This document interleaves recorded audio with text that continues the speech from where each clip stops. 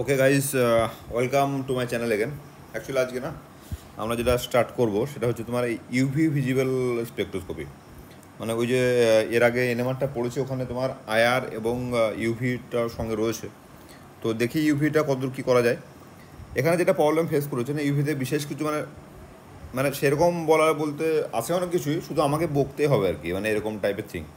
মানে মানে একটা পার্টিকুলার রিয়াকশন হয়, রিয়েজেন্ট কী হবে সেটা লিখলাম, তার মেকানিজম করলাম, দেখালাম, সে এক ধরনের হয়। আর এ হচ্ছে বাস বক বক করে যাও কাইন্ড অফ থিং। এখন এই অনলাইনে পড়ানো হচ্ছে ওয়ান ওয়ে কমিউনিকেশন। মানে আমার যখন যেটা মাথায় আসবে আমি বলে গেলাম, তোমরা শুনলে, তোমার যদি কোনো কোয়ারিজ থাকে আমার কাছে পৌঁছাচ্ছে না, আমি সেটাকে রিজলভ করার কোনো উপায়ও নেই, কিন্তু কিছু করার নেই। এখন এটাই হচ্ছে মোড অফ স্টাডি, আর কী করবো। চলো let's start without wasting any time. আগের দিন এনএমআরটা বলতে গিয়ে আমি বলেছিলাম যে এই বিভিন্ন ল্যামডা তোমার ছিল, যেটা ওয়েভলেংথ তোমার কম থেকে বেশি হিসাবে কীভাবে সাজানো যায়। ওকে, তো সেখানে সম্ভবত আমার যদি মনে পড়ছে আমি এই এক্স রেটাকে হয়তো গামার আগে বলে দিয়েছিলাম। ওকে, তো এটা একবার ক্লিয়ার করে নিও। এখানে দেখে নেবে, এখানে তোমার এই লেফট টু রাইট যাচ্ছি, মানে ওয়েভলেংথ বাড়ছে। ওকে, তো সব থেকে ওয়েভলেংথ কম হচ্ছে কসমিক রে, তারপর গামারে, এক্স রে, ইউভি, এইটা হচ্ছে ভিজিবল, ইনফ্রারেড, তারপর রেডিও ফ্রিকোয়েন্সি। দেখো ভিজিবলের গ্যাপটা প্রচণ্ড কম। হ্যাঁ, এই ভিজিবল রেঞ্জ হচ্ছে তোমার 400 থেকে ওই 800 ন্যানোমিটার। এই রেঞ্জে যদি ওয়েভলেংথ হয় ল্যামডা হয়, তাহলে তো আমরা ভিজিবল মানে আমরা চোখে দেখতে পাবো। তার নিচে ওয়েভলেংথ হলে সাধারণত ইউভি হচ্ছে তোমার ওই 100 থেকে 400 পর্যন্ত, এটাকে ইউভি ধরা হয়। আর ওই 800-র উপরে হচ্ছে তোমার আয়ার। তো আজকে যেটা মেনলি পড়বো, ইউভি ভিজিবল তো লেখা আছে, মেনলি ইউভিটাই পড়বো। মানে 100 থেকে 400-র মধ্যে যেসব ওয়েভলেংথ আছে, যেসব কম্পাউন্ডগুলো আছে, যাদের কালার আমরা দেখতে পাই না, যাদেরকে তোমার ইউভি রেঞ্জে কালার দেখবো। ইউভিতে কালার দেখবো মানে ইউভিতে তো কালার দেখতে পাওয়া যাবে না। ইউভি একটা ইনস্ট্রুমেন্ট, যে তোমার কী করবে, এরকম করে সিগনাল দেবে, যে পার্টিকুলার সিগনাল থেকে আমি বুঝবো কোনো কম্পাউন্ড কালার কিনা। এখন কেস হচ্ছে কোনো কম্পাউন্ড কালার কেন দেয়, সেটা একটা হচ্ছে মেজর ইস্যু। আমি কালার কেন দেখি কোনো কম্পাউন্ড। দেখো ভাই, এটা মেনলি স্পেকট্রোস্কোপি হচ্ছে, এটা হচ্ছে ইলেকট্রনিক স্পেকট্রোস্কোপি। ইলেকট্রনিক স্পেকট্রোস্কোপি মানে হচ্ছে, আমি এখন অর্গানিক কম্পাউন্ডে ধরি, আমি একটা সিম্পল কম্পাউন্ড ধরে নিলাম মিথেন, CH3CH3।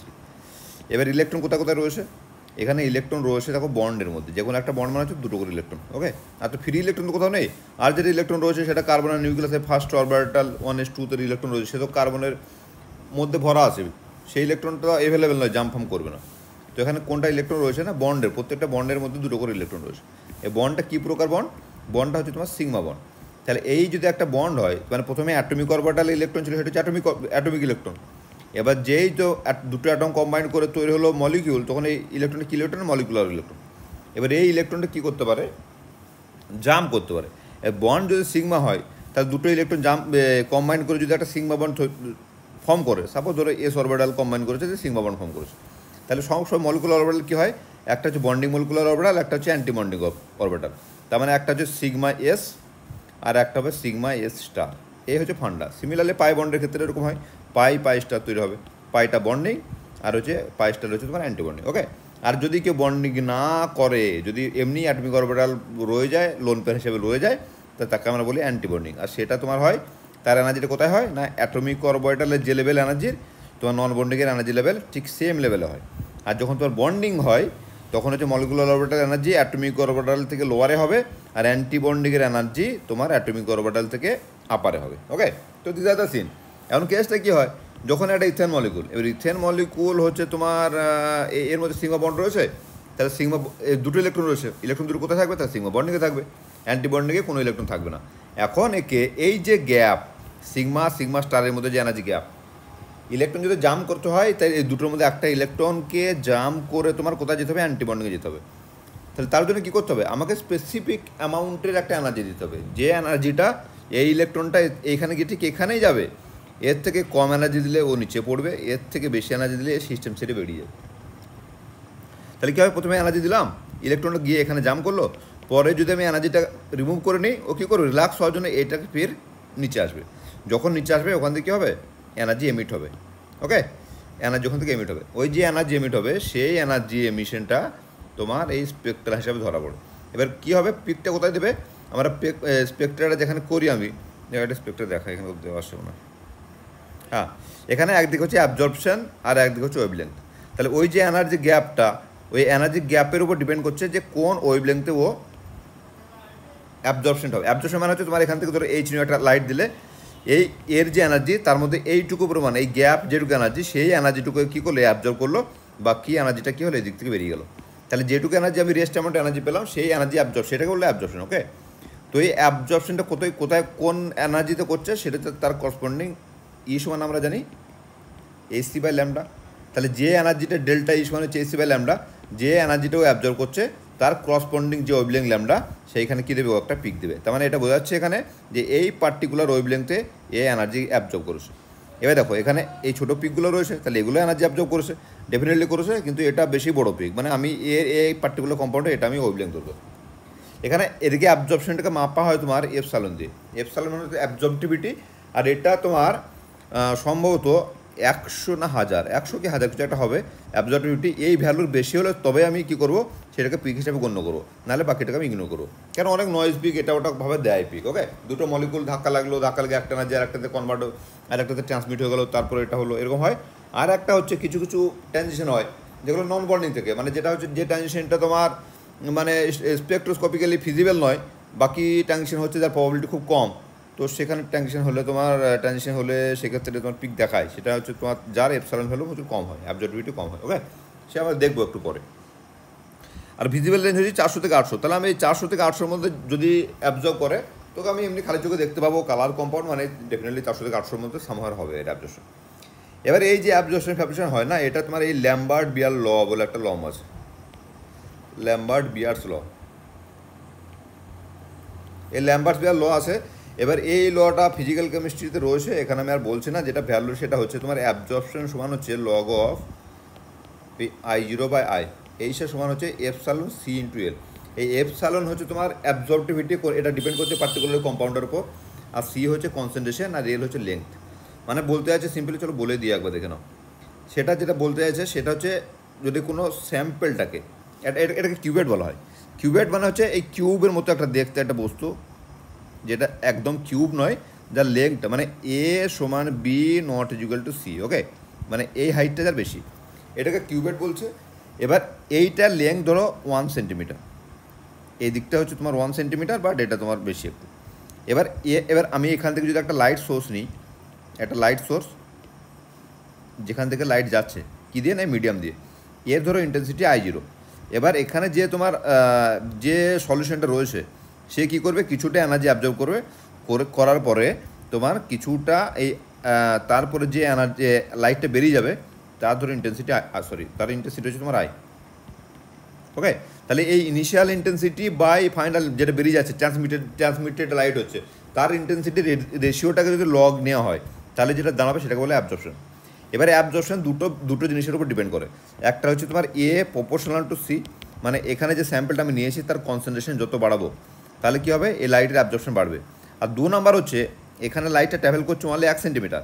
এবার যদি কিউবেটটাকে আমি আরও বড়ো করে দিই, তাহলে এই লাইটটাকে ট্রাভেল করতে দেখা গেলো 5-10 সেন্টিমিটার, সেক্ষেত্রে তার লেন্থের উপরে ডিপেন্ড করবে। যত লেন্থ বাড়াবো তত এই লেন্থটা যত বাড়াবো তত অ্যাবজর্পশন বাড়বে। তাহলে এ প্রপোর্শনাল টু সি, আর এ প্রপোর্শনাল টু, আর একটা হচ্ছে তোমার এ প্রপোর্শনাল টু হচ্ছে লেন্থ অফ দ্য কিউবেট। এবার দুটোকে প্রপোর্শনালিটি সূত্র অনুযায়ী আমি যদি কম্বাইন করি তাহলে এ প্রপোর্শনাল টু সিএল, আর এটাকে তুললে তোমার হচ্ছে এ সমান হচ্ছে এপসাইলন সিএল। ওকে, এবার এ সমান হচ্ছে log of I0 by I. এবার এই লগ অফ I0 বাই আইটা আর যদি আমি ট্রান্সমিটার ইন্টেন্সিটির সঙ্গে ইনিশিয়াল ইন্টেন্সিটি রেশিও করি, এইটাকে বলবো টি, মানে ট্রান্সমিটেন্স। ওকে, তা লগ মানে এ সমান হচ্ছে লগ অফ 1/T, এটা একটা সূত্র আছে। তো এটা একবার দেখে নিও তুমি, বিয়ার্স ল্যাম্বার্ট ল বলে, এটা পরীক্ষায় পড়ে কিন্তু। হ্যাঁ, এই পরীক্ষায় তোমার ওই এপসাইলন ভ্যালু দিয়ে দেবে, তোমার দুটো ইনসিডেন্ট রে আর তোমার ট্রান্সমিটেড রে ইন্টেন্সিটি দিয়ে দেবে, আর ট্রান্সমিটেন্স দিয়ে দেবে, দিয়ে বলবে তোমার অ্যাবজর্পটিভিটি বার করো বা কনসেন্ট্রেশন বার করো, এরকম করে দেয় পরীক্ষায়।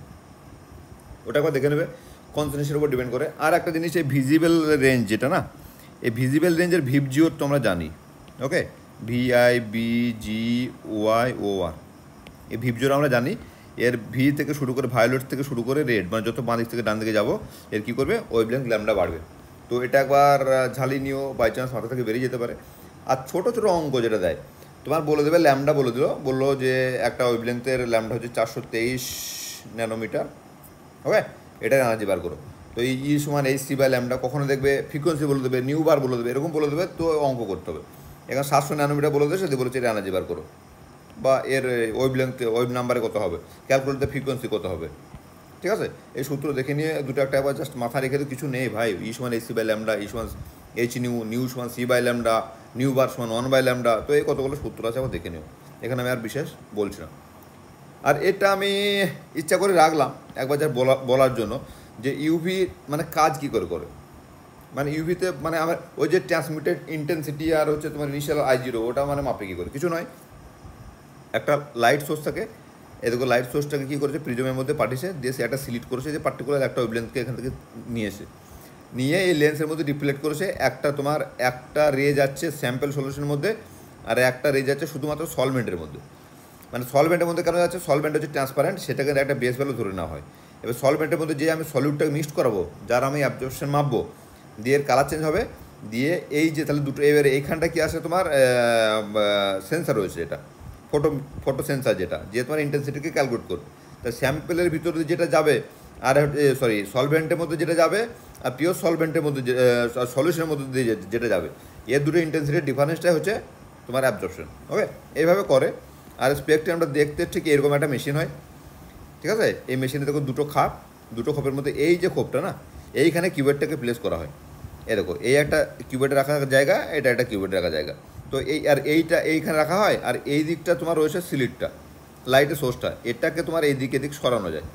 যখন আমি এইখানটা স্যাম্পেলটা রাখবো, তখন আমি লাইটের সোর্সটাকে টেনে এদিকে রাখবো, যে দেখো আর আমি দুটো আমাকে একসঙ্গে ইউভি করতে হবে, তো এটা করে নিলাম, আর একটা স্যাম্পল বানিয়ে আমি এখানটা রেখে দিয়েছি, যে তারপরে ওই দিক থেকে এইদিকে সরিয়ে দিয়ে তারপরে করা যায়। এটা টেকনিক্যাল ব্যাপার, এই পরীক্ষা আসবে না, জেনে তো কাজও নেই, বাট বাকি একটু দেখিয়ে দিলাম। আর হ্যাঁ, যেটা বলছিলাম, কোনো মলিকুল কালার কেন দেখাবে ভাই, কোনো মলিকুল কালার কেন দেখাবে, এটা হচ্ছে তার নিজস্ব প্রপার্টি। যদি সে কালার হয়, যদি তার মধ্যে সেরকম প্রপার্টি থাকে, তাহলে তাকে কালার দেখাবে। আর যে কারণে কালার দেখায়, যে পার্টিকুলার একটা তার স্ট্রাকচার হোক, পার্টিকুলার একটা প্রপার্টি হোক, যার জন্য কালার দেখায়, সেটাকে বলো ক্রোমোফোর। ওকে, কী বলে সেটাকে, ক্রোমোফোর।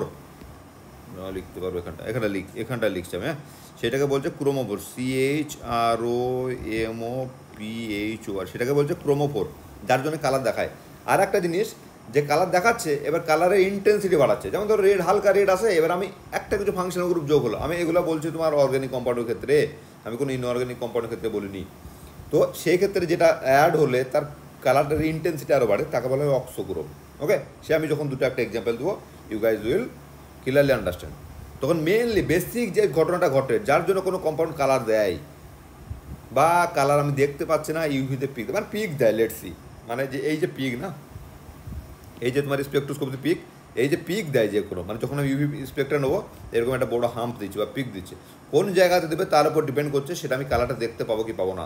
এখানে দেখো ওয়েভলেংথ ভার্সেস অ্যাবজর্পশন যে প্লটটা করেছি, এই ওয়েভলেংথটা এসে যদি 400 বেশি হয় বা 800 কম হয় পিক দেয়, তাহলে কম্পাউন্ডটা ভিজিবল, খালি চোখে ডেফিনেটলি কালার কম্পাউন্ড দেখাবে, ক্লিয়ার।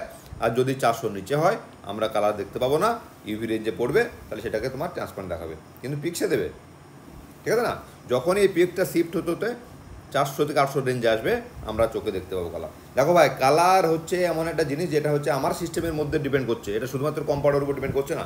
একটা কম্পাউন্ড লাল মানে সেটা লাল নয়, কিন্তু হতে পারে কেউ তাকে যে কালার ব্লাইন্ড হতে পারে, বা কালার অন্য কিছু দেখতে পারে, বা আমি অ্যাজ এ হিউম্যান বিং আমি ওটাকে লাল দেখছি, দেখা গেলো কুকুরে ওটা লাল দেখছে না, ওটাকে ইউলজি দেখে, বা অন্য কোনো একটা জীব ওটাকে অন্যরকম কালার দেখে।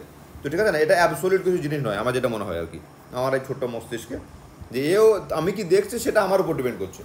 এখন আমাদের যে হিউম্যান ব্রেন ডেভেলপমেন্ট যেটা হচ্ছে, আমরা লালকে যখন দেখি তখন এই 700 থেকে 800 যদি ওয়েভলেংথ হয়, সেটাকে আমি লাল কালার দেখি আমার চোখে, ঠিক আছে। তো যখনই এই ওয়েভলেংথটা শিফট করে 400 থেকে 800-র মধ্যে আসবে, সেটা কিছু না কিছু কালার আমি দেখবো।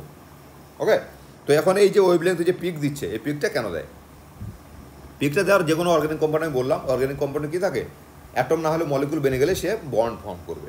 এই বন্ড ফর্ম করলে সবার আগে সিগমা বন্ড হবে, যদি তার অন্য কোনো পসিবিলিটি থাকে তাহলে সে পাই বন্ড করলো, বা লোন পেয়ার হিসেবে থাকলো, depending upon the compound in which we are investigating the spectroscopy. সেটা আমি একটা সিম্পল কম্পাউন্ড ধরে নিলাম, ইথানল এম ধরে নিই চোখে। চলো, ইথানল কম্পাউন্ডটা কেমন দেখতে না, হচ্ছে তোমার CH3CH2OH। ওকে, এবার এখানে দেখো কী কী আছে, এখানে সিগমা বন্ড রয়েছে আর লোন পেয়ার রয়েছে। লোন পেয়ার মানে হচ্ছে নন বন্ডিং, ঠিক আছে না? এবার সিগমা বন্ড যদি থাকে তাহলে ডেফিনেটলি সিগমা থাকবে আর সিগমা স্টার থাকবে। তাহলে তোমার কী হবে দেখতে, দেখো সব থেকে তোমার কোন বন্ডের স্ট্রং মানে স্ট্রেংথ বেশি, সিগমা বন্ডের স্ট্রেংথ বেশি, সিগমা সব থেকে শক্তিশালী বন্ড। তাহলে এর কি যদি স্ট্রেংথ বেশি হয় তাহলে ডেফিনেটলি বেশি স্টেবল, এর নিচে থাকবে। তারপরে কী হচ্ছে পাই বন্ড। আর নন বন্ডিং আমি কী বলেছি, যে অ্যাটমিক অরবিটাল যেখানে থাকবে, এর হচ্ছে অ্যাটমিক অরবিটাল যেখানে থাকবে তার সেম লেভেলে থাকবে নন বন্ডিং, মানে কোনো স্টেবিলিটি এক্সট্রা পাবে না মলিকুলার অরবিটাল থেকে, কারণ মলিকুল ফর্মই তো করছে না। আর সব থেকে স্ট্রেংথ বেশি সিগমা, তাহলে এর সিগমা স্টারটাও উপরে থাকবে। তারপরে হচ্ছে তোমার পাই বন্ড, তাহলে পাই স্টারটাও ততটা দূরে থাকবে। আর যেটা তোমার বন্ড ফর্ম করছে না নন বন্ডিং থাকবে অ্যাটমিক অরবিটালের লেভেলে, ঠিক আছে না? এবার দেখো ট্রানজিশন কত ধরনের হয়। এখানে দেখো ট্রানজিশন দেওয়া আছে সিগমা থেকে সিগমা স্টার। এই ট্রানজিশনটা হচ্ছে তোমার স্পেকট্রোস্কোপিক্যালি অ্যালাউড। ওকে, এই সিগমা টু পাই ট্রানজিশন অ্যালাউড নয়। কেস হচ্ছে পাই তো থাকবে না ভাই, ইথানলের ক্ষেত্রে তো পাই নেই, তাহলে সিগমা টু পাই স্টার হবে কী করে? তো যেটা আছে সিগমা টু সিগমা স্টার আছে, আর হচ্ছে তোমার নন বন্ডিং আছে, অক্সিজেন মাথা লোন পেয়ার মানে হচ্ছে নন বন্ডিং রয়েছে। তাহলে আর একটা ট্রানজিশন হতে পারে n to sigma star. Okay, এর পাই নেই, তাহলে দুটো transition possible, sigma to sigma star আর হচ্ছে তোমার এন টু সিগমা স্টার। তার কারণ হচ্ছে কি, এই এন সিগমা অরবিটাল ফুল, সিগমা স্টার খালি, এন অরবিটালে দু জোড়া রয়েছে, দুটো লোন পেয়ার রয়েছে। তাহলে এই একটা ট্রানজিশন পসিবল আর এই একটা ট্রানজিশন, দুটো ট্রানজিশন পসিবল। এখন কেস হচ্ছে এন টু পাই স্টার, এ পাই স্টার হবে না, n to sigma star. N to sigma star ভালো হয় না, এখানে পিকটা কী দেবে তোমার, খুব উইক পিক দেবে। এটা কোন কম্পাউন্ডের spectra I don't know, but বাকি এটা যেটা পিক দিচ্ছে এটাই তোমার মানে যেটা তোমার স্পেকট্রোস্কোপিক্যালি অ্যালাউড পিক, যার এপসাইলন ভ্যালু 1000 না 100 কিছু, এটা বটে, ঠিক আছে দেখছি আমি পরে যদি দেখতে পাই ওটা বলে দেবো। ওকে, ভ্যালুটা বেশি। আর এই দুটো পিক হচ্ছে নন বন্ডিংয়ের পিক হতে পারে, যার এপসাইলন ভ্যালু কম। তার কারণ হচ্ছে এই সিগমা স্টারটা তোমার যদি এইরকম লেভেলে থাকে না, আর এন স্টার হচ্ছে তোমার এরকম এর সঙ্গে পারপেন্ডিকুলার থাকবে। এই পারপেন্ডিকুলার যখনই থাকবে তখন কী হবে, এই মানে তোমার ওই কী বলবো, এটা এই সিমেট্রি ম্যাচ করবে না। সিমেট্রি ম্যাচ না করলে এর ট্রানজিশন আমি মানে হবে না, ওই ট্রানজিশন প্রবাবিলিটি খুব কমে যাবে, ঠিক আছে? তো এটা একটা রিজন। এবার কেস হচ্ছে যদি পাই বন্ড থাকে কোনো মলিকুলে, যেমন ধরো এটা যদি আমি অ্যাসিটাইলডাইড হয় CH3CHO, ওকে, এই CH অ্যাসিটাইলডাইড যদি হয় তাহলে এখানে ক ধরনের বন্ড আছে, সিগমা রয়েছে, এরকম পাই বন্ড রয়েছে, আর হচ্ছে নন বন্ডিং রয়েছে। ওকে, তো সেই ক্ষেত্রে কত ধরনের ট্রানজিশন হবে, sigma to sigma star transition একটা হলো, সিগমা টু সিগমা স্টার হলো, পাই টু পাই স্টার হবে, এন টু সিগমা স্টার হবে, এন টু পাই স্টার হবে। এই চার ধরনের ট্রানজিশন পসিবল সেক্ষেত্রে, ঠিক আছে না? এবার সিগমা টু সিগমা ট্রানজিশন হচ্ছে allowed, pi to pi star allowed, n to sigma star allowed বলতে কি অ্যালাউড, ঠিক আছে, ওইরকমভাবে নয়, কিন্তু ওর প্রবাবিলিটি প্রচুর কমে যায়, ওই জন্য পিকটাকে ছোট্ট পিক দেবে। আর এরকম তোমার সিগমা টু সিগমা স্টারের পিক হলো, বা pi to pi star peak হচ্ছে এরকম হলো। ওকে, আর এন টু পাই স্টার বা n to sigma star peak ছোটো হবে, আর এর এপসাইলন ভ্যালুটা কম হয়। এ হচ্ছে ফান্ডার কিছু নয়। এবার হচ্ছে যত তোমার গ্যাপ বাড়বে, মানে হচ্ছে এনার্জি গ্যাপ বাড়ছে, মানে বেশি এনার্জি লাগছে। আর আমরা কি জানি যে তোমার এনার্জি ডেল্টা ই কার সঙ্গে প্রপোর্শনাল না, ডেল্টা ই সমান হচ্ছে AC বাই ল্যামডা। যত এনার্জি গ্যাপ বাড়বে ল্যামডা তত ছোটো হবে। তাহলে ল্যামডা ছোটো হওয়া মানে কি, দেখো তাহলে সিগমা স্টারের ক্ষেত্রে কী হচ্ছে, এনার্জি গ্যাপ বাড়ছে মানে ল্যামডা ছোটো হচ্ছে। ল্যামডা ছোটো হওয়া মানে কত, ওখানে দেওয়া আছে। ওকে, ল্যামডা কত না, লেস দ্যান 165 ন্যানোমিটার। আর পাই স্টারের ক্ষেত্রে হচ্ছে গ্রেটার দেন 165। ওকে, আর এটা হচ্ছে গ্রেটার দেন 185, আর এটা হচ্ছে তোমার গ্রেটার দেন 270। তাহলে যত এনার্জি গ্যাপ বাড়বে তত কী হবে, কোন দিকে যাবে, আমার ইউভি রেঞ্জে, মানে 100 থেকে তো ইউভি শুরু হচ্ছে, আর 400তে গিয়ে ইউভি শেষ হচ্ছে, মানে 400 পর ভিজিবল লেন্স শুরু হচ্ছে। 100 নিচে তোমার 400 মানে 100 কাছাকাছি দিচ্ছে আর কি, 200 নিচে। আর হ্যাঁ, একটা ইন্টারেস্টিং মানে চলে একটা ফ্যাক্টস বলি, সেটা হচ্ছে এই যে ইউভি স্পেকট্রোস্কোপি, রাজ্যে যত ইউভি স্পেকট্রোস্কোপি পাওয়া যায় তোমার সবগুলো হচ্ছে তোমার ওই 200 থেকে 400-র মধ্যে, ঠিক আছে না? 200 নিচে যদি রেঞ্জ ইউভি নিতে চায় ও আলাদা বাল্ব কিনতে হয়, আর ওই ইউভি বাল্বগুলো প্রচুর দামি। তো সব যত ইউভি অ্যাক্টিভ কম্পাউন্ড, যদিও ইউভি রেঞ্জ শুরু হচ্ছে 100 থেকে, কিন্তু যত ইউভি ইউভি স্পেকট্রোস্কোপ রয়েছে দেখবো সবারই রেঞ্জ স্কেল শুরু হচ্ছে 200 থেকে। মানে 200 নিচে যদি কোনো পিক হয় সেই পিককে আমি কি পাবো না, কারণ স্কেল শুরু হচ্ছে 200 থেকে। ভাই এই যদি এইখানে পিক দেয় আমি কী করে দেখতে পাবো মেশিনে, কারণ স্কেল শুরু হয় 200 থেকে 400-র মধ্যে। তো লেস দেন 200 কোনো পিক দিলে আমি আমার মেশিন যে এক্সিস্টিং মেশিন যেটা ল্যাবে রয়েছে সেখানে পিক পাবো না, তাহলে সিগমা স্টারের ট্রানজিশন পাবো না। তাই যত পিওর হাইড্রোকার্বন কম্পাউন্ড যেগুলো যদি আমি ইউভি নিতে চাই, তাহলে আমি আমার যে এক্সিস্টিং মেশিন তাতে কোনো পিক পাবো না। ভাই যদি আমি সেরকম মেশিন আমার কাছে থাকে ও তো সিম্পল মিথেনেও পিক পাবো আমি, ক্লিয়ার? কেন সিগমা সিগমা বন্ড রয়েছে, সিগমা সিগমা স্টার ট্রানজিশন হবে, তাহলে আমি সিগমা সিগমা স্টার ট্রানজিশনের জন্য আমি নর্মাল যে আমার মেশিন সেই মেশিনে পাবো না। আচ্ছা পাই পাই স্টার কখন? সিম্পল একটা পাই পাই স্টার ধরো এই গ্রেটার দেন 1.65, মানে এও থাকে তোমার 195-এর কাছাকাছি, 190-95-এর কাছাকাছি, তাহলে হিসাব মতো তারও পাবো না। তাহলে এবার যদি তাহলে পাবো কার? ধরো 195 পাই পাই স্টার ট্রানজিশন হলো, এবার একটা পাই বন্ড নেই, পাই বন্ড কি আছে? দুটো পাই বন্ড আছে। লেটস সে আমি আমি আমার কাছে একটা কম্পাউন্ড আছে ধরো ইথানল, ইথিলিন, আরে ভাইয়া CH2 ডবল বন্ড CH2। এতে কী কী ট্রানজিশন হয়? পার্মানেন্ট ট্রানজিশন হচ্ছে পাই পাই স্টার, যার হচ্ছে তোমার অ্যাপ্রক্সিমেট ওই 190-এর কাছাকাছি ন্যানোমিটার পাই পাই স্টার ট্রানজিশন। আর একটা হচ্ছে তোমার সিগমা সিগমা স্টার ট্রানজিশন, এটা হচ্ছে তোমার অ্যাপ্রক্সিমেট ওই 160-65, ওকে, ন্যানোমিটার। এবার দেখো 190 পৌঁছে গেছে, 190 পৌঁছে গেছে, আর আমার রেঞ্জ কত? 200 থেকে, তাহলে আমি একেও পাবো না। এবার যদি আমি কম্পাউন্ডটাতে আর একটা ইথিলিন জুড়ে দিলাম CH2, ওকে, যে ইথিলিনটা রয়েছে এর সঙ্গে কনজুগেশনে, তাহলে কেসটা কী হবে? কনজুগেশনের জন্য যেটা হবে সেটা হচ্ছে এই যে পাই পাইস্টার গ্যাপটা ওটা কমে যাবে, আর কমে গেলে যেই গ্যাপটা কমে যাবে পাই পাইস্টার গ্যাপটা, মানে HOMO higher occupied molecular orbital আর LUMO lowest unoccupied molecular orbital, highest occupied molecular orbital, lowest unoccupied molecular orbital, এই হোমোলোমো গ্যাপটা যে কমে যাবে, আমার এখানে যে ইলেকট্রনটা ছিল ইলেকট্রন ট্রানজিশন করতে গেলে লেস এনার্জি লাগবে। লেস এনার্জি মানে হচ্ছে গেটার ল্যাম্ডা, গেটার ল্যাম্ডা মানে ও তখন চলে আসবে 200-র উপর, আর 200-র উপর চলে এলে আমার কাছে যে এক্সিস্টিং এনএমআর স্পেকট্রোস্কোপি রয়েছে সেটাতে আমি এটাকে বলতে পারবো যে এর ল্যাম্ডা ভ্যালু কত, ওকে। এখন কেস হচ্ছে কমছে কী করে? দেখো ভাই এখানে একটা ধরো দেওয়া আছে, 165 দেওয়া আছে, এখানে ধরো ইথিলিনের আছে 165, যেটা নন কনজুগেটেড ডবল বন্ড, ওকে। এখন কেস হচ্ছে আর এটা হচ্ছে তোমার কনজুগেটেড ডবল বন্ড, এখন হচ্ছে এটা কি দেখে আঁকতে পারবো কি না? এটা ধরো চল ধরো এটা একটা পাই, এটা হচ্ছে একটা পাই স্টার, আর এখানে একই এনার্জিতে একটা পাই রয়েছে, একটা পাই স্টার রয়েছে।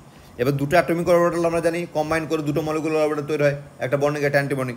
এবার এখানে এদিকের একটা অরবিটাল আমি ধরে নিই এটাকে অ্যাটমিক অরবিটাল, এটাকেও ধরলাম অ্যাটমিক অরবিটাল। এবার এরা যদি কম্বাইন করে তাহলে দুটো পাই কম্বাইন করে বন্ডিং পাই আর অ্যান্টিবন্ডিং পাই তৈরি করলো, মানে হিসাব মতো এরকম বন্ডিং তো এরকম করে হয় না, বাট এরকম কাইন্ড অফ সেম থিং হয়, এক্স্যাক্টলি বলতে পারবো না আর কি। এবার ধরো এখানে দুটো ইলেকট্রন ছিল, এদিকে ডবল বন্ড, এখানে এরও অ্যান্টিবন্ডিং খালি ছিল, এরও অ্যান্টিবন্ডিং খালি ছিল, ঠিক আছে না? তাহলে এই যে দুটো 4টে ইলেকট্রন এখন কোথায় যাবে? এখানে দুটো, এখানে দুটো। এবার নেক্সট যে আনঅকুপাইড অরবিটাল সেটা কোনটা? এইটা। এর আগে যখন কম্বাইন করেনি, ঠিক আছে না, যখন কম্বাইন করেনি, যখন নন কনজুগেটেড ছিল, তখন তোমার দুটোর মধ্যে গ্যাপ ছিল কত? এইটা, মানে সেটা কত না এই 190-এর কাছাকাছি, কত 165 দেখাচ্ছে কেন? ও চলো 165-এর কাছাকাছি, ওকে, 165, ওকে। এবার এটা তাহলে 165 ছিল, 165 ন্যানোমিটার। যে দুটো কম্বাইন করলো দেখো এবার হোমো, এটা হচ্ছে লোয়েস্ট আনঅকুপাইড মলিকুলার অরবিটাল, এটা হচ্ছে হাইয়েস্ট অকুপাইড মলিকুলার অরবিটাল, এই দুটোর মধ্যে গ্যাপ কমে গেল। এই যেই গ্যাপ কমে গেল তখন কত রেঞ্জে চলে গেল? তখন ভাই চলে যাবে 217 ন্যানোমিটার কাছাকাছি। এই 217 ন্যানোমিটার মানে আমার হচ্ছে ওই ইনস্ট্রুমেন্টের রেঞ্জে চলে এলো, তাহলে আমি এখানে কী পাবো? একটা পিক পাবো, ক্লিয়ার? এ হচ্ছে গল্প। আচ্ছা এখানে আমি কেন দিয়েছি, হ্যাঁ এবার আমি কি বললাম যে কোনো কম্পাউন্ড কালার কেন দেখায়, হ্যাঁ এটা হচ্ছে তোমার এই যে পাই বন্ড না, যার জন্য পিক পাচ্ছি, এইটাকে বলো পাই বন্ডটাকে বলো ক্রোমোফোর, ঠিক আছে না? যে পার্টিকুলার যে একটা কম্পাউন্ডের মধ্যে যেটার জন্য আমি পিক পাচ্ছি সেটাকে বলো ক্রোমোফোর। এবার তাহলে এখানে ক্ষেত্রে কী হচ্ছে তোমার, চলো আমি এই কম্পাউন্ডটাকে একটু চেঞ্জ করে দিই, তাহলে আমি ভালো বলতে পারবো। যেমন ধরো এটা আমি নিয়েছি, যখন আমি অ্যাসিটালডাইড নিয়েছিলাম CH3CHO, তখন এটা পিক হচ্ছে অ্যাপ্রক্সিমেটলি ধরলাম 180 ন্যানোমিটার, আমি অ্যাপ্রক্সিমেট ধরে নিয়েছি আশেপাশে হবে 180 ন্যানোমিটার, ওকে। যখন আমি ইথিলিনের জায়গায় অ্যাসিটালডাইডের জায়গায় আমি এটাকে চেঞ্জ করে এইরকম অ্যাক্রালডাইড করলাম, অ্যাক্রালডাইড করলাম, তখন এর কম্পাউন্ড হবে অ্যাপ্রক্সিমেটলি 214, 16, 18 কিছু একটা হবে, মানে মোর দেন 200। তাহলে এই যে অ্যালডিহাইড যেটা ছিল এইটা হচ্ছে ক্রোমোফোর, যে কালার মানে যে পিকটা দিচ্ছে, তারপরে এখানে ডবল বন্ড যে অ্যাড হয়ে গেল, এখানে অ্যাকচুয়ালি ডবল বন্ডও ক্রোমোফোর, হ্যাঁ এটা ঠিকঠাক এক্সাম্পল হলো না, চলো ডবল বন্ডও ক্রোমোফোর, আচ্ছা ঠিক আছে, এটা আমি 214। তো এবার আমি যদি এইখানে যদি একটা NH2 অ্যাড করে দিই, এই 214 ভাই আর থাকবে না, এ তখন শার্ট করে জাম্প করে হয়ে গেল, দেখা হলো 245 কি 250 এর ল্যামডা ভ্যালু, ঠিক আছে, because of addition of this. তাহলে আমি কী করলো, এই যে তোমার ক্রোমোফোর ছিল যেটা, যে তোমার 214 দিচ্ছে, টোটালটা একটা ক্রোমোফোর বেড়ে গেল, যার জন্য 214 পিক পাচ্ছি। যখনই আমি একটা এনএমই2 অ্যাড করলাম, সঙ্গে সঙ্গে হয়ে গেল 245। তাহলে এই ক্রোমোফোর যেটা, যার জন্য পিক পাচ্ছি, আর এ কী করছে, পিকটাকে কী করছে, আরও ভিজিবলের দিকে ঠেলে নিয়ে যাচ্ছে। এই জন্য এটাকে বলো ক্রোমোফোর, এইটা হচ্ছে টোটাল ক্রোমোফোর, আর এই বস্তুটাকে বলো অক্সোক্রোম, ঠিক আছে না, এটাকে বলবো আমি অক্সোক্রোম। তাহলে অক্সোক্রোম কী কী হয়, অক্সোক্রোম এই এনএমই2 হয়ে গেল, ওএস হতে পারে, ও আর হতে পারে, ঠিক আছে না, বা এখানে আমি এক্সট্রা মিথাইল অ্যাড করলাম, মিথাইলের জন্য একটু বাড়ে, এগুলোও অক্সোক্রোম হতে পারে, বা একটা সাইকেলে রিং হয়ে গেল, হতে পারে অক্সোক্রোম। তাহলে যার জন্য আমি কালার পাবো, যেমন ডবল বন্ড হয়ে গেল, তোমার কার্বনিল হয়ে গেলো, এগুলোকে ট্রিপল বন্ড হয়ে গেলো, এগুলোকে বললো ক্রোমোফোর, যার জন্য এই পিক দেয়, মানে পাই ট্রানজিশন হয়, তো দিয়ে তোমার একটা বেস পিক তৈরি হচ্ছে। এবার ওর পরে কী হয়, ওই এক্সটেন্ডেড ডবল বন্ড একটা অ্যাডিশন, ওইচ অ্যাড হলো, এনএমই2 অ্যাড হলো, এইসব অ্যাডিশন হলে অক্সোক্রোম অ্যাড হলে ও ধীরে ধীরে কালারটাকে তোমার এই শিফট করে নিয়ে যায় কোন রেঞ্জে না, 400-র কাছাকাছি, মানে এই ভিজিবল রেঞ্জের দিকে নিয়ে যায়। দেখি হবে কালারটা আস্তে আস্তে তোমার পিকটা ভালো স্ট্রং হয়, যেই 400-তে চলে আসবে সঙ্গে সঙ্গে ভিজিবল হয়ে যাবে। ওকে, তাহলে ভিজিবল যে হয় তার মানে কী হচ্ছে, মানে লোয়ার ওয়েভলেন্থ থেকে হায়ার ওয়েভলেন্থ দিকে কী করছে, ঠেলছে। তাহলে যে ফ্যাক্টর লোয়ার ওয়েভলেন্থ থেকে হায়ার ওয়েভলেন্থে ঠেলবে না, তাকে বললাম ব্যাথোক্রমিক শিফট, BATHOCHROMIC, ব্যাথোক্রমিক শিফট। যদি কোনো কম্পাউন্ডের পার্টিকুলার কোনো অক্সোক্রোম বা কোনো কিছু অ্যাডিশন হওয়ার জন্য লোয়ার ওয়েভলেন্থ থেকে হায়ারের দিকে শিফট হয়, তাকে বলো ব্যাথোক্রমিক শিফট বা রেড শিফটও বলা হয়। কারণ হচ্ছে ভিজিবলে দেখো ভিবজিওর লাস্টে আর রেড হয়ে যাচ্ছে, মানে রেডের দিকে যাচ্ছে, ওই জন্য এটাকে রেড শিফটও বলা হয়। ওকে, এবার যদি কোনো ফ্যাক্টর এরকম হয় যে তোমার এই ভিজিবল রেঞ্জ ছিল বা হায়ার ওয়েভলেন্থে ছিল, কোনো ফ্যাক্টরের জন্য একে নিচের দিকে ঠেলছে, তাহলে তাকে আমি আর ব্যাথোক্রমিক শিফট বলবো না, তাকে আমি বলবো হিপসোক্রমিক শিফট, ঠিক আছে, তাকে বলো হিপসোক্রমিক শিফট বা ব্লু শিফট বলা হয়। মানে ভিবজিওরে ভায়োলেট ইন্ডিগো মানে ব্লু, তো এই নিচের দিকে ব্লু আর এই এন্ডের দিকে লাল, মানে হায়ার ওয়েভলেন্থে লাল আর লোয়ার ওয়েভলেন্থে ব্লু, ওই জন্য তাকে বলবো আমি হিপসোক্রমিক শিফট বা ব্লু শিফট, এটা একটা মাথায় রেখো, ঠিক আছে। এবার কিছু কিছু এক্সাম্পল আছে যেখানে হয়, যেমন ধরো সলভেন্টের পোলারিটি বাড়ালে, এখানে কিছু দেওয়ার সঙ্গে দেখি মধ্যে, হ্যাঁ, এই সলভেন্টের পোলারিটি বাড়ালে এই ব্যাথোক্রমিক শিফট হয়। এটা একবার ভিডিওটাকে পজ করে তোমরা দেখে নিতে পারো এই জায়গাটা পড়াটা। আর হ্যাঁ, আমি আর একটা জিনিস যেটা আমার বলার বিষয়, সেটা হচ্ছে এই যে টোটাল যে পেজগুলোকে স্ক্রিনশট করে করে আমি এখানটা রেখেছি, সেটা হচ্ছে তোমার শচীন ঘোষ থেকে। ওকে, তো আমার মনে হচ্ছে এটা বেশি কনসাইজভাবে দেওয়া আছে, অন্যান্য বই পেতে পারো, বাট এটা আই ফিল বেটার, তো এটা আমি করেছি। আচ্ছা, এখানে একটা ইন্টারেস্টিং ফ্যাক্টস আছে, যেখানে দেখো এই প্রবলেম নাম্বার হচ্ছে তোমার 10.8, বলছে অ্যাবজর্পশন স্পেকট্রা অফ মেসিটাইল। হ্যাঁ, মেসিটাইল অক্সাইডটা কি, মেসিটাইল অক্সাইড হচ্ছে দেখতে তোমার হচ্ছে এরকম আর কি, এরকম, এটা হচ্ছে মেসিটাইল অক্সাইড, হ্যাঁ, এটা CH3, এটা হচ্ছে mesityl oxide. Absorption spectra of mesityl অক্সাইডের ক্ষেত্রে কী হচ্ছে, অ্যানিনন বলে দিয়েছে এখানে, ইন পেট্রোলিয়াম ইথার আর ক্লোরোফর্ম, দুটোতে কী বলেছে না, ল্যামডা ভ্যালু 230 ন্যানোমিটার আর 321 ন্যানোমিটার, আর একটা হচ্ছে 71 nanometre 1 nanometre. Identify the band name and the solvent. ওহো, এখানে একটা জিনিস আমি বলিনি, এর আগে আমার বলা দরকার ছিল, সেটা হচ্ছে এই যে তোমার মানে আমি অন্যভাবে বলেছি, বলাটা যেটা হচ্ছে সেটা হচ্ছে তোমার যদি কোনো কম্পাউন্ডের ডবল বন্ড থাকে, ওকে, সাপোজ ধরো এইরকম আর কি, মানে এই ডবল বন্ড, তো এই ডবল বন্ডের জন্য যদি কোনো একটা পিক পাই, তাহলে এই বন্ডটাকে বলবো আমি ইথিলিনিক বন্ড, বা হচ্ছে তোমার ই বন্ড বা বেশ ইথিলিনিক ব্যান্ড বলে, বন্ডই বলে ইথিলিনিক বন্ড, বা ওকে ইথিলিনিক বন্ড। আর যদি এর মধ্যে তোমার লোন পেয়ার থাকে বা এন পাই স্টার ট্রানজিশন হয়, হলে তাকে বলবো আর বন্ড।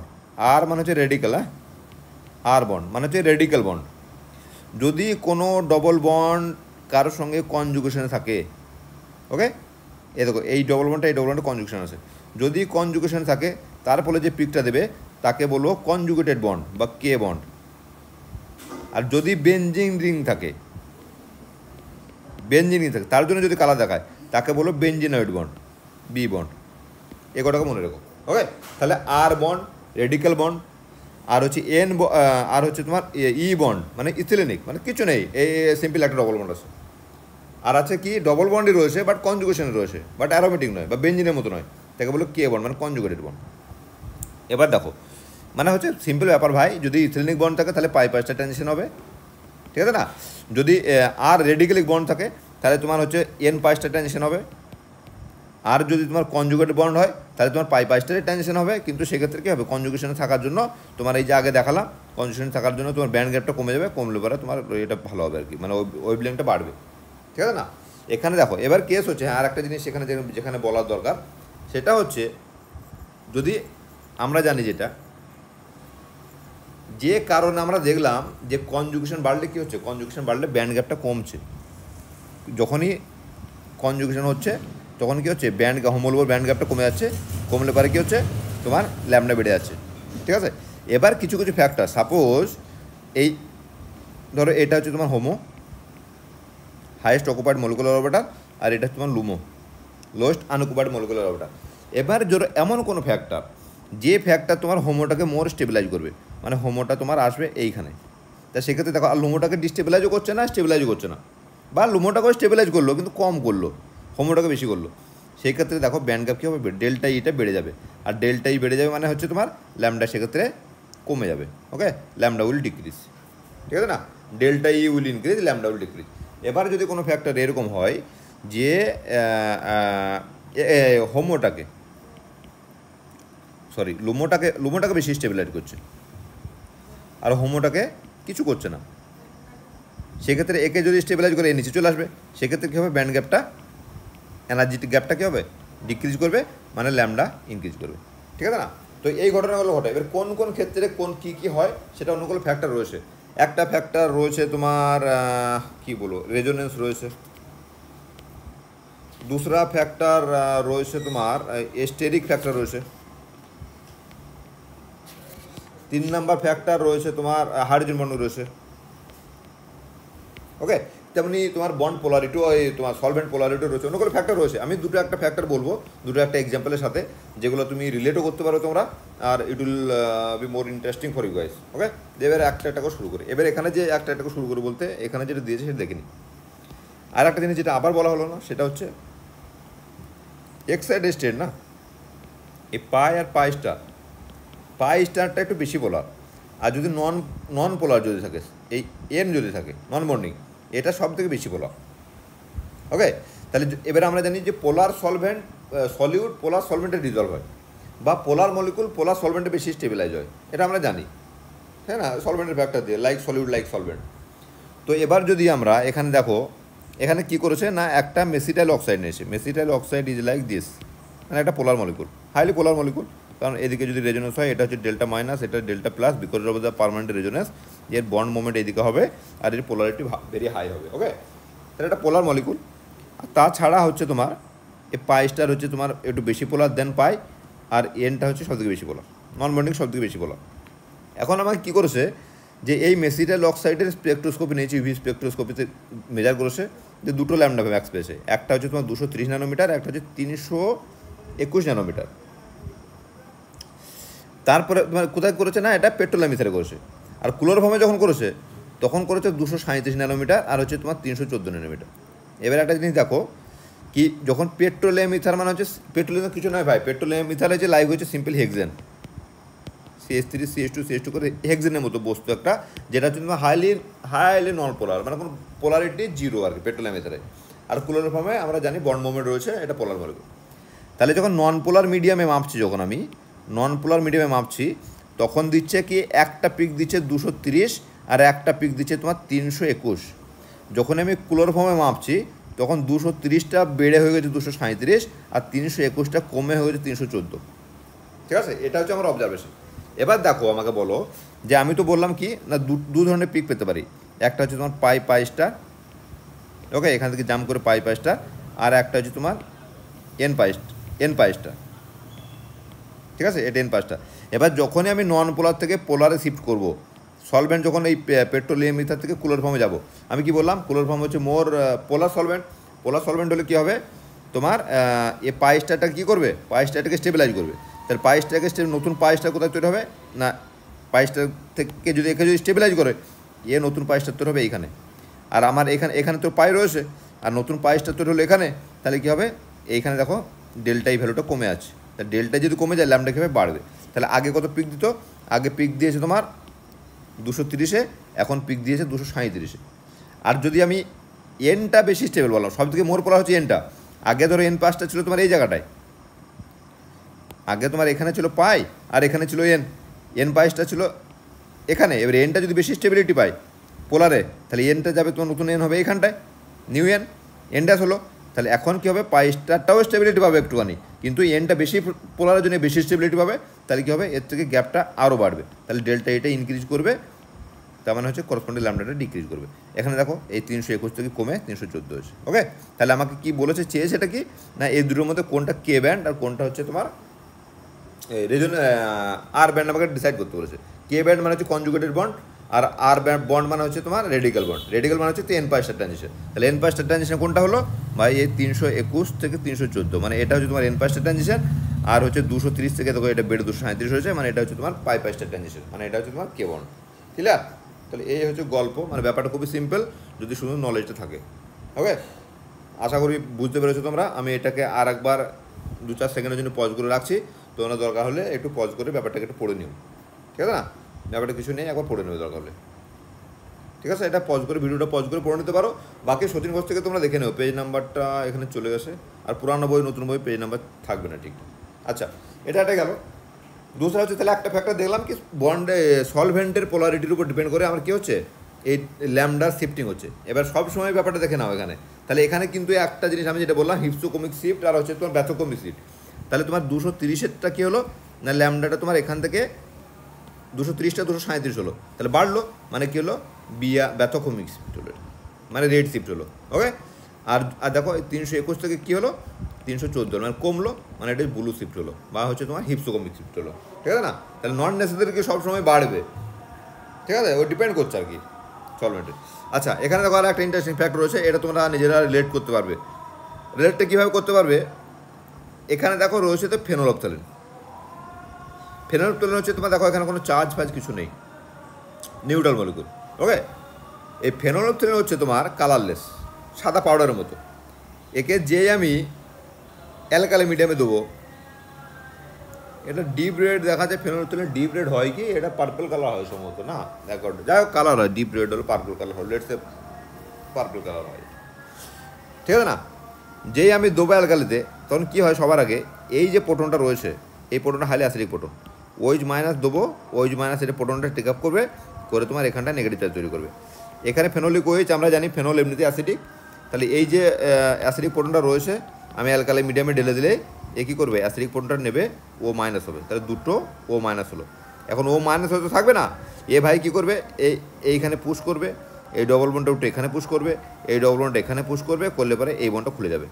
এই বন্ডটা খুলে গেলে দেখো এই দিকটা হচ্ছে কুইনল মেনে যাবে, আর এই সিরোগুলো মাইনাস হয়ে গেলো, ঠিক আছে না? তাহলে এবার এইটার কী হবে, এরপর তোমার এরকম করে পুশ করলো, এই বন্ডটা এখানে পুশ করলো, এখানে পুশ করলো, একটা মস্ত একটা রেজোনেন্স স্ট্রাকচার, পুরো স্ট্রাকচার জুড়ে রেজোনেন্স হবে। এই যে ইকুইভ্যালেন্ট রেজোনেন্স স্ট্রাকচার, এটার জন্য কী হয়, আমি একটু আগে দেখলাম যে একটা ডবল বন্ড বা একটা যখন পাই বন্ড থাকছে তখন সে 165 দিচ্ছে পাই পাইস্টার ট্রানজিশন, যখনই আর একটার সঙ্গে কনজুগেট করে দিচ্ছে সে তখন পাই পাইসটা কমে গিয়ে কত 217 হয়ে যাচ্ছে। এবার ভেবে বলো ভাই, এত বড় একটা মলিকুল যার এতগুলো ডবল বন্ড আছে, পাই বন্ড রয়েছে, যে কনজুগেশনে রয়েছে, তার তাহলে পাইসটা ডেফিনেটলি কী হবে, প্রচুর কম হবে। আর এই ভাই পাইসটা শিফট হতে কোথায় চলে আসবে, আমার একদম ভিজিবল রেঞ্জে চলে আসবে, আর ভিজিবল রেঞ্জে চলে এলে তার কালার আমরা দেখতে পাবো, ঠিক আছে না? তাহলে যখন তোমার দেখো পুরো সিস্টেমটা এখানে, পুরো সিস্টেমটা যখন কনজুগেশনে ছিল না, পুরো সিস্টেমটা যখন নিউট্রাল অবস্থায় কনজুগেশনে ছিল না, তখন আমরা পাচ্ছিলাম কি শুধুমাত্র এই বেঞ্জিনটা কনজুগেশন রয়েছে, শুধু এই বেঞ্জিনটা কনজুগেশন রয়েছে, বা শুধু এটা এই 3টে বন্ড কনজুগেশন রয়েছে। সেই ক্ষেত্রে আমরা দেখতে পাচ্ছি না কালারলেস। যেই পুরো সিস্টেমটাকে ওই মাইনাস করে এটা খুলে টুলে আমি পুরো সিস্টেমটাকে কনজুগেশন নিয়ে চলে এলাম, সঙ্গে সঙ্গে কী হলো, পাই পাইসটার গ্যাপ কমে গেল, আর গ্যাপ কমার জন্য আমার চলে এলো ভিজুয়াল রেঞ্জে, ঠিক আছে?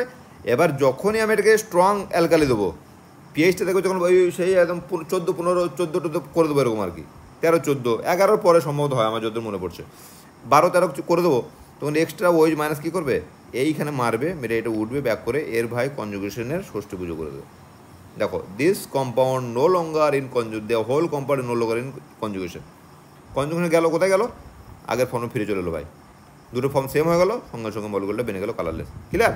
তাহলে এই যে রেজোনেন্সের জন্য যে কনজুগেশন হওয়ার জন্য পাই বন্ডের যে গ্যাপটা, এই ফ্যাক্টরটা বোঝা গেল, যত বেশি কনজুগেটেড হবে তত গ্যাপ কমবে, তত বেশি তোমার কালার ফর্মেশন হবে। ঠিক আছে? আর এই কারণটার জন্য ফেনোলফথলিনকে আমরা ইন্ডিকেটর হিসেবে ইউজ করতে পারি। এরকম আরও একটা আছে মিথাইল অরেঞ্জ আছে, সেটা আমি এখানে স্ক্রিনশট করে রেখেছি, ওটাও দেখে দেবো। ঠিক আছে না? আর একটা জিনিস এখানে ইন্টারেস্টিং ফ্যাক্টর যেটা, এবার যদি রেজোনেন্সে কী করে না, রেজোনেন্স কী করে, রেজোনেন্স তোমার নিউট্রাল মলিকুল যদি হয় ও গ্রাউন্ড স্টেটকে স্টেবিলিটি করে, আর যদি তোমার চার্জ স্পিসিস হয় ও এক্সাইটেড স্টেটকে স্টেবিলিটি করে। এবার আমরা তো এটা দেখেছি না যে এই পাই এটা হচ্ছে পাই, এটা পাই স্টার, এই পাই স্টার ট্রানজিশনের গ্যাপ যত কমবে তত চার্জ হবে, তত তোমার কী হবে, ল্যামডা শিফট হবে কোন দিকে, রেডের দিকে।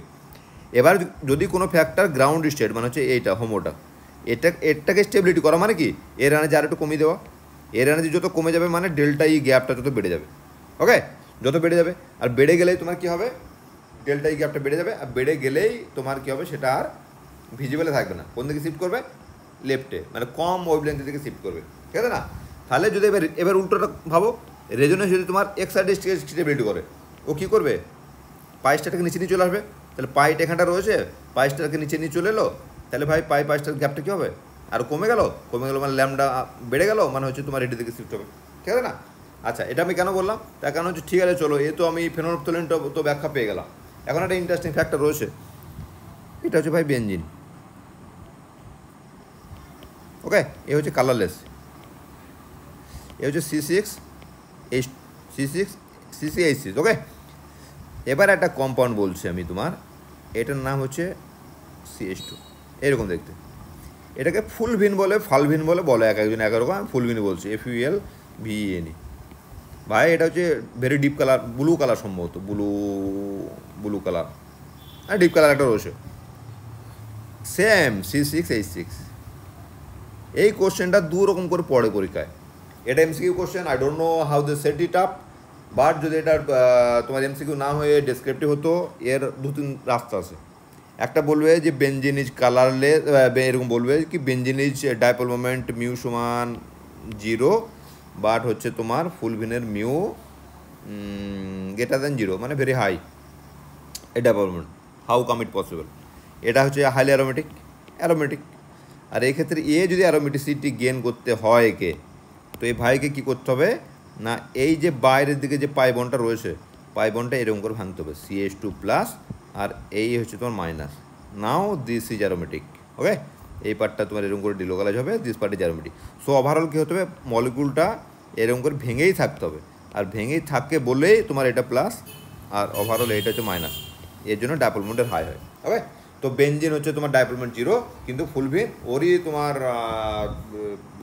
একই এর মলিকুল, কী বলে এটাকে ভুলে গেলাম, জট C6, same molecular formula but different in structure, isomer. তো এটা হচ্ছে তোমার কী বলে, ডাইপোল মোমেন্ট বেশি, এটা একটা পড়তে পারে। আর 2 নম্বর, যেহেতু আমি ইউভি পড়াচ্ছি, ইউভির ফান্ডাটা হচ্ছে, আমি ইউভি রেসপেক্টে একটা কোশ্চেন আসে, সেটা হচ্ছে তোমার benzene is colourless but fulvene is deep blue colour, how you explain it. কেসটা দেখো, রেজোনেন্স তোমার এখানে হচ্ছে, রেজোনেন্স এখানে হচ্ছে, ঠিক আছে না? কিন্তু কেস হচ্ছে কী দেখলাম, এটা তো নিউট্রাল ফর্মে থাকে, আর এই ভাই কী থাকে না, চার্জড স্পিসিস হিসেবে থাকে। এ কী থাকে না, এটা মাইনাস, আর হচ্ছে তোমার CH2+, এ চার্জড ফর্মে থাকে, to get the resonance stability, to form the aromatic character. Okay? এ কী থাকে, চার্জ স্পিসিস হিসেবে থাকে। এবার হচ্ছে যখনই চার্জ স্পিসিস হিসেবে থাকে, তখন তোমার রেজোনেন্সের খেলাটা পাল্টে যায়, স্টেবিলিটি খেলাটা পাল্টে যায়। কেসটা যেটা হচ্ছে না, যদি তোমার নিউট্রাল মলিকুল হয়, নিউট্রাল মলিকুল, মাথা রাখবে, নিউট্রাল মলিকুলের ক্ষেত্রে রেজোনেন্স গ্রাউন্ড স্টেটকে স্টেবিলিটি দেয়। ঠিক আছে? রেজোনেন্স কী করে, গ্রাউন্ডকে স্টেবিলিটি দেয়। তো গ্রাউন্ড স্টেটকে যদি স্টেবিলিটি দেয়, ডেল্টা ই হচ্ছে বেড়ে যাচ্ছে প্যারেন্ট কম্পাউন্ড থেকে, তাহলে সেক্ষেত্রে কোন দিকে যাবে, শিফট, ব্লু শিফট হবে। ঠিক আছে না? রেড শিফট আর হবে না। ঠিক আছে? ব্লু শিফট হবে, মানে হিপসোকমিক শিফট হবে। আর ফর চার্জ স্পিসিস এক্সাইটেড স্টেটকে স্টেবিলিটি দেয়। ঠিক আছে না? এবারে এক্সাইড স্টেটকে যদি স্টেবিলিটি দেয় তাহলে সেক্ষেত্রে কী হচ্ছে, গ্রাউন্ড স্টেট যেখানে ছিল সেখানে থাকলো, এই নিউ এক্সাইড স্টেট ফর্ম করলো কোথায়, সামহার এয়ার, এটা হচ্ছে তোমার পায়েসটা। সেক্ষেত্রে দেখো ডেল্টাই কমে যাচ্ছে, তাহলে ডেল্টাই ডিক্রিজ করছে, তার মানে হচ্ছে ল্যামডা ইনক্রিজ করছে। ল্যামডা যে ইনক্রিজ করছে মানে it will enter in your visible range. ঠিক আছে, তাহলে ভিজিবল রেঞ্জে যেই পড়ে যাবে আমরা কী দেখবো, তাকে কালার দেখবো। ক্লিয়ার? তো তোমার এই কী বলে কি বেঞ্জিন অ্যান্ড ফুলভিনের ম্যাটারটা বোঝা গেল। ওকে, সিমিলারলি তোমার আর একটা কম্পাউন্ড রয়েছে যেটা ওই ন্যাপথ্যালিনের ভাই আর কি, ওই যেমন এটা ছিল তোমার ফুলভিন ছিল তোমার বেঞ্জিনের ভাই, ওই ন্যাপথ্যালিনের একটা ভাই কম্পাউন্ডটা আমি জাস্ট নামটা আমি ভুলে গেলাম, ন্যাপথ্যালিনের ভাইয়ের নাম কি। তো ন্যাপথ্যালিন হচ্ছে তোমার এরকম, এটা আমরা জানি সবাই, এটা হচ্ছে কালারলেস, সাদা ন্যাপথ্যালিন আমরা সবাই দেখেছি কালারলেস। আর এই ন্যাপথ্যালিনের ভাই যে হচ্ছে তোমার সরি হ্যাঁ মনে পড়েছে ভাইকে নাম, ভাইয়ের নাম কি, ন্যাপথ্যালিনের ভাইয়ের নাম হচ্ছে অ্যাজিউলিন। অ্যাজিউলিন হচ্ছে তোমার colour, highly coloured. Azulene structure again বলছি, I don't know how they set it up in MCQ, but যদি এটা ডেসক্রিপটিভ হতো, ওটাও একটা কোশ্চেন আমরা পড়েছি যে ন্যাপথ্যালিন কালারলেস বলে পড়িনি, ফান্ডামেন্টালে পড়েছিলাম এরকম কি ন্যাপথ্যালিনের ডাইপোল মোমেন্ট মিউ সমান 0, বাট অ্যাজিউলিনের ডাইপোল মোমেন্ট হচ্ছে হাই। What is azulene? এটা হচ্ছে তোমার 7, এটা হচ্ছে 5 ব্যাটারি, ঠিক আছে না? এই হচ্ছে তোমার অ্যাজিউলিন। ঠিক আছে, এখানে সেই সেম ফান্ডা, একটা বন্ড যেটা তোমার এই দিকের বন্ডটা পজিটিভ হয়ে থাকবে, এই বন্ডটা ব্রেক করে থাকবে, দিয়ে এইদিকে পজিটিভ আর এদিকে নেগেটিভ, দুই দিকে এদিকে রিংটা অ্যারোমেটিক হবে, এদিকে রিংটা অ্যারোমেটিক হবে, আলাদা আলাদা হবে। ওকে, দিয়ে ওভারঅল ডাইপোল মোমেন্ট থাকবে তোমার এইদিকে। এখানেও তোমার স্পেকট্রোস্কোপির অ্যান্সারের সেম ফান্ডা কি না, এটা নিউট্রাল মলিকুল, নিউট্রাল মলিকুল হলে গ্রাউন্ড স্টেটকে স্টেবিলিটি দেবে, নিউ গ্রাউন্ড স্টেট নিচে ফর্ম করবে, তাহলে ভাই হবে এখানে ডেল্টা তোমার ল্যামডা ছোটোর দিকে হয়ে যাবে। আর এ হচ্ছে তোমার চার্জ স্পিসিস, চার্জ স্পিসিস মানে হচ্ছে এক্সাইড স্টেটকে স্টেবিলিটি দেবে, মানে নিউ এক্সাইড স্টেট নিচে হয়ে গেল, মানে ল্যামডা কী হলো, বেড়ে গেল, ল্যামডা বেড়ে গেল মানে it will shift towards the visible range and it will be shown as a very deep colour. Okay, এটার নাম হচ্ছে অ্যাজিউলিন। বাস এটাই দুটো একটা ফান্ডামেন্টাল জিনিস ছিল। আরও কিছু কিছু জিনিস আছে এখানে, আমি সম্ভবত 2-4টে দিয়ে রেখেছি, আমি একবার জাস্ট গো থ্রু করে দিচ্ছি। হ্যাঁ, আর একটা ফ্যাক্টর এখানে দেখো, হাইড্রোজেন বন্ডিং। এবার অর্থোনাইট্রো অ্যানিলিন আর প্যারানাইট্রো অ্যানিলিন, এটা আমরা যখন ল্যাবে অর্গানিক কেমিস্ট্রিতে করেছি, এটা তো অ্যানিলিন নেই, এখানে তোমার অ্যাসিটানলাইড আছে মনে হয়, অ্যানিলাইড, অ্যাসিটানলাইড। ওকে, অর্থোনাইট্রো অ্যাসিটানলাইড আর প্যারানাইট্রো অ্যাসিটানলাইড। তো আমরা যখন প্র্যাকটিক্যালি করেছি তখন দেখেছি যে অর্থ কম্পাউন্ডটা একটু ডিপ কালার হয় দেন প্যারা কম্পাউন্ড। যদি গ্রিন হয় তো এটা একটু ডিপের দিকে, এটা একটু হালকা পাঞ্চে গ্রিনের দিকে। যদি ইয়েলো হয় তো অর্থোনাইট্রো টলোইন আমরা দেখেছি ডিপ গ্রিন, ডিপ ইয়েলো। আর প্যারানাইট্রো অর্থোনাইট্রোর ফেনল আর প্যারানাইট্রো ফেনলটা সম্ভবত আমরা দেখেছিলাম প্র্যাকটিক্যালি আমরা করতাম, তো দেখতাম কালার ডিফারেন্স আছে। হ্যাঁ, তো তার কারণ হচ্ছে অর্থটা হচ্ছে এই যে হাইড্রোজেন বন্ডিংটা যত স্ট্রং হবে, হাইড্রোজেন বন্ডিংটা স্ট্রং হচ্ছে, এবার হাইড্রোজেন বন্ডিংটা যত স্ট্রং হতে গেলে কী হবে, এটাই যে চার্জটা না N+O- এই চার্জটা তখন পারসিস্ট করে যায়। আর নর্মালি NO2 তো নিউট্রাল থাকে। এবার যেই স্ট্রং হাইড্রোজেন বন্ডিং মানে কি, মানে এই ভাই নেগেটিভ চার্জটা আস্তে আস্তে ডিসিপেট করে যাচ্ছে হাইড্রোজেনের উপরে, ঠিক আছে না? তখন এই N+টা হয়ে এই ফর্মে থেকে আছে, তাহলে এটা চার্জ স্পিসিস বেড়ে গেল। আর চার্জ স্পিসিস বেড়ে যাওয়া মানে হচ্ছে তোমার কি এক্সাইড স্টেটকে স্টেবিলিটি দেবে, আর এক্সাইড স্টেটকে স্টেবিলিটি দেওয়া মানে তোমার ল্যামডাটা বেড়ে যাবে, আর ল্যামডা বেড়ে যাওয়া মানে ভাই এ ভিজুয়াল রেঞ্জে চলে আসবে। ওই জন্য এটা হচ্ছে ইয়েলো কালার, প্যারাওয়াসমোজি পিএল ইয়েলো কালার। ক্লিয়ার?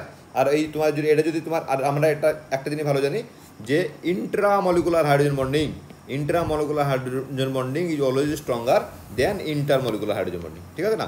এই ইন্টারমলিকুলার থেকে ইন্ট্রামলিকুলার যদি একটা মলিকুলের ভিতরে হয় তাহলে সেক্ষেত্রে হাইড্রোজেন বন্ডিং অনেক বেশি স্ট্রং হয়। তার কারণ ওই যে সেই রিং ফর্মেশন ফান্ডা চলে আসছে, আর প্রচুর, কারণ এর তো নড়ন চলন নয় না, বাইরের এক্সটার্নাল ফ্যাক্টর দিয়ে এই যে ডিস্টেন্সটা হাইড্রোজেন আর অক্সিজেনের মধ্যে যে ডিস্টেন্সটাকে তুমি চেঞ্জ করতে পারছো না।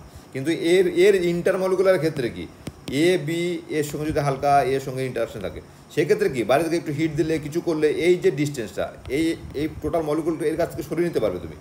ওকে, ওই জন্য ইন্টারাকশন একটু কম হয়।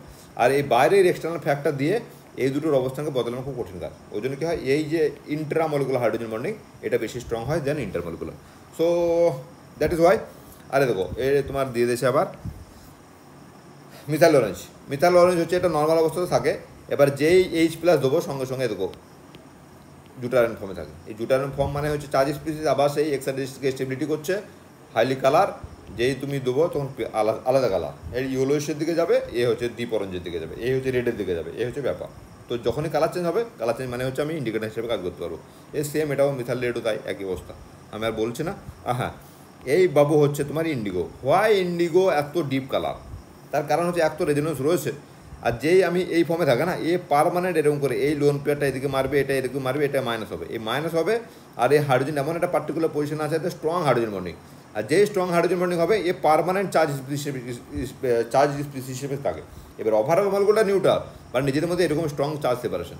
এই স্ট্রং চার্জ সেপারেশন থাকার জন্য সেম ফান্ডা এক্সাইটেডকে বেশি স্টেবিলিটি করবে, আর তার জন্য কী হবে ল্যামডা ভ্যালু বাড়বে, আর বাড়লে কী হবে তোমার ভিজুয়াল রিজনে চলে আসে। ওকে, দ্যাট ইজ হোয়াই ইন্ডিগো, একদম ইন্ডিগো মানে ইন্ডিগো ডিপ ব্লু কালার, ঠিক আছে না? এ দেখো সেম থিং এই তোমার এই স্টিল বেনের ক্ষেত্রেও, এই স্টিল বেন এটা কালারলেস, সরি এটা কালার্ড, এটা কালারলেস। সে এখানে স্টেরিকের গল্প রয়েছে, এখানে দুটো হাইড্রোজেন রেজোনেন্স স্টেবিলিটি দেখো, এখানে মস্ত একটা রেজোনেন্স স্টেবিলিটি থাকবে, কারণ এ তো প্ল্যানেটারির কোনো এফেক্ট নাই, কিন্তু এখানে প্ল্যানেটারির একটা গল্প রয়েছে। এই হাইড্রোজেন থাকার জন্য প্ল্যানেটারি হবে না, তাহলে এই রেজোনেন্স ভালো হবে না।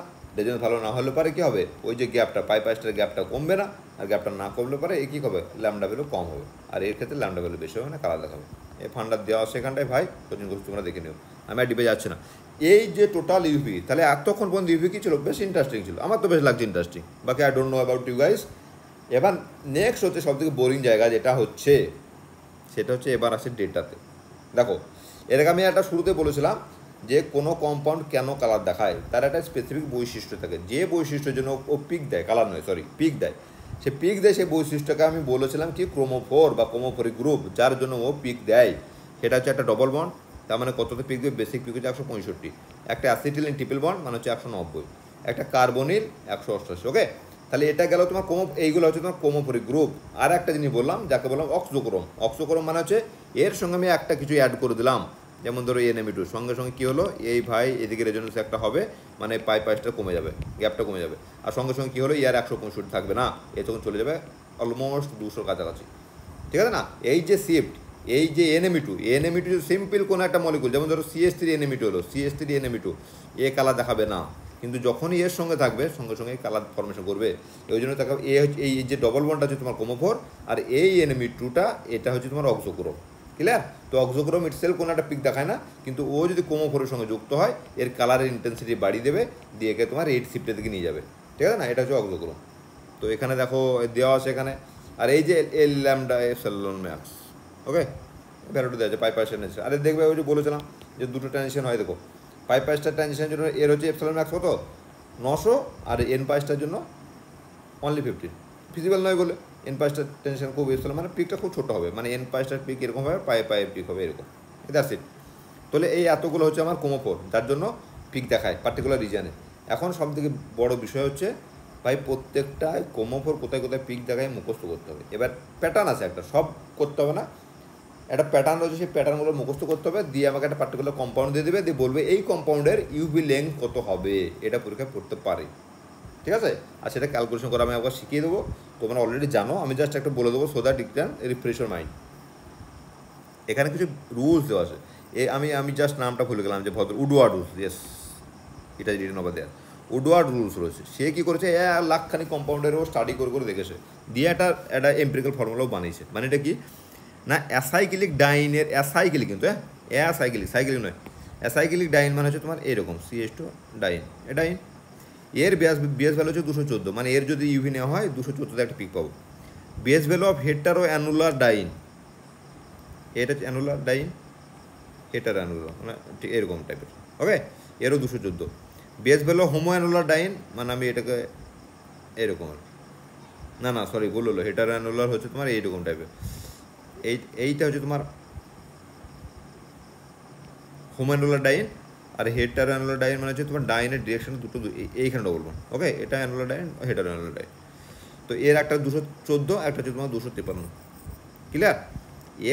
এরপরে হচ্ছে তোমার এই যে অ্যালকালি গ্রুপ, এর contribution 5, ring residue 5, oxygen OR group তাহলে 6, SR তাহলে 30, এইরকম করে তোমার গ্রুপে বিভিন্ন গ্রুপের অ্যাডিশন হবে, মানে এটার একটা কম্পাউন্ডের বেস ভ্যালু, তারপরে অ্যাডিশন হবে, হয়ে ফাইনাল ভ্যালু একটা তৈরি হবে। তো এটা আমরা দুটো এক্সাম্পল দিলে ম্যাটারটা ক্লিয়ার হয়ে যাবে, ওকে? এবার দেখো এখানে কতগুলো এক্সাম্পল আমি নিয়েছি। এই একটা কম্পাউন্ড, তার স্ট্রাকচার হচ্ছে এরকম, বি একটা কম্পাউন্ড, সি একটা কম্পাউন্ড, এগুলো সব দেওয়া আছে, হ্যাঁ? এবার এগুলো এখানে ক্যালকুলেশন করা আছে, আমি একটা সিম্পল দেখে কম্পাউন্ড একটা নিই, দিয়ে তার ক্যালকুলেশন করে তোমাকে দেখিয়ে দিচ্ছি, দিয়ে তারপরে তোমরা করবে নিজে নিজে। সি একটা কম্পাউন্ড যেটাতে সব রকম, না সি নেবো না, আমি ইটা নেবো, হ্যাঁ? একটা কম্পাউন্ড যেখানে সব ধরনের জিনিসপত্র রয়েছে, এখানে একটা মিথাইল ফিথাইল থাকলে ভালো হতো, বাট ইটস ওকে। দেখো এর ভ্যালু এখানে দেওয়া আছে, দেখো এটা হচ্ছে তোমার হোমো অ্যানুলার ডাইন, তাহলে হোমোলাইন ডাই কত 253, বেস ভ্যালু 253। এবার রিং রেসিডিউ মানে হচ্ছে তোমার এই যে টার্মিনাল আছে না, যেখানে শেষ আসবে হোমোলাইনুলার ডাইনটা যেখানে শেষ হচ্ছে, তারপরে এ দেখো রিংয়ে এটা এটা একটা বন্ড যেটা রিংয়ের দিকে যাচ্ছে, তাহলে এটা হচ্ছে আর একটা রিং রেসিডিউ। এখান থেকে এদিকে একটা রিংয়ের দিকে যাচ্ছে, এটা একটা আর রিং রেসিডিউ, এ একটা রিং রেসিডিউ, তা তিনটে রিং রেসিডিউ। তিনটে রিং রেসিডিউ মানে যে এক একটা কত করে দেখেছিলাম 5 করে, দেখো রিং রেসিডিউর কন্ট্রিবিউশন এক একটা কন্ট্রিবিউশন 5 ন্যানোমিটার, তা তিনটে রিং রেসিডিউ মানে 5 থেকে 15 ন্যানোমিটার, এরকম 15 যোগ হচ্ছে। আর দেখো এই যে তোমার রিং যেটা, এই রিংয়ের বাইরের দিকে ডবল বন্ড হচ্ছে, এটাকে বলা হয় এক্সোসাইক্লিক ডবল বন্ড। ওকে, এই এক্সোসাইক্লিক ডবল বন্ডের মধ্যে এরও কন্ট্রিবিউশন তোমার 5 ইউনিট। দেখো এটাও এখানে দেওয়া আছে, আশা করি দেওয়া থাকবে। এক্সোসাইক্লিক ডবল বন্ডের কন্ট্রিবিউশন 5 ইউনিট, ঠিক আছে না? তাহলে ও 5 ইউনিট, তাহলে টোটাল কত ইউনিট যোগ হলো বেস ভ্যালুর সঙ্গে? 253 প্লাস 15 প্লাস 5 সমান হচ্ছে 273। তার মানে এই কম্পাউন্ডে যদি আমি ইউভি নিই, এর ল্যামডা ব্যাক্স মানে 273, এরকম একটা মোটা পিক পাওয়া যাবে। ক্লিয়ার? এই হচ্ছে ফান্ডা। রুলসটা যথেষ্ট ভালো, প্রচুর স্টাডি করতে হয়েছে। দিয়ে এবার আমাদের যেটা করতে হবে সিম্পল মুখস্থ করতে হবে। এবার আমাকে কী করতে হবে, বেস ভ্যালু তো এই 4-5 ধরনের কম্পাউন্ড বেস ভ্যালু তো ঠিক হয়ে যাবে, বাকি রিং রেসিডিউ ফি রেসিডিউ এইসবগুলো মুখস্থ করলে হয়ে যাবে। কবার প্র্যাকটিস করবে, এটা পরীক্ষায় পড়ার সম্ভাবনা খুব বেশি। তাহলে এরকম একটা কম্পাউন্ড দিয়ে দিল, দিয়ে 4টে অপশন দিল, কত হবে তোমার এর পিক মানে ল্যামডা ম্যান, ঠিক আছে না? আচ্ছা, এই হচ্ছে এই পার্টটা একটু বোরিং হতে পারে।